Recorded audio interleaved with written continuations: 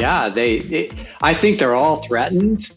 How they react is going to be different based on where they're at. But you already see this. Ariba just announced their app store. And so we're going to see that take shape. Coupa's already had an app store. And then I'm not sure what the others are doing exactly, or I don't want to comment publicly. But you can start to see the signals that they're shifting because they've lost, for better or worse, whether it's right or wrong, they've lost the credibility around innovation and ability to deliver. And it has, as you said, has shifted to these startups. And because the startups come in and they can promise benefits in 3-6 weeks. And that sounds pretty good when I need, like in the banking industry, they need cost savings now. Like if you can give me cost savings now, especially if I don't have to pay for the tool, so if it's a supplier funded model, we're seeing different innovative pricing models and all these, and time to benefits is shrinking. So everything the big players are selling is falling flat. Not to mention a 2-decade history of failing to deliver. So I think absolutely.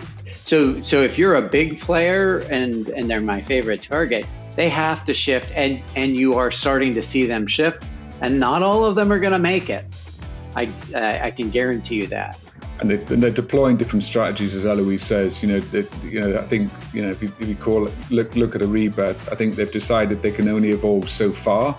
And so, yes, they need to play more on their ecosystem, their alliances. Yes, they've got the App Store. Yes, they've got SAP IO Ventures.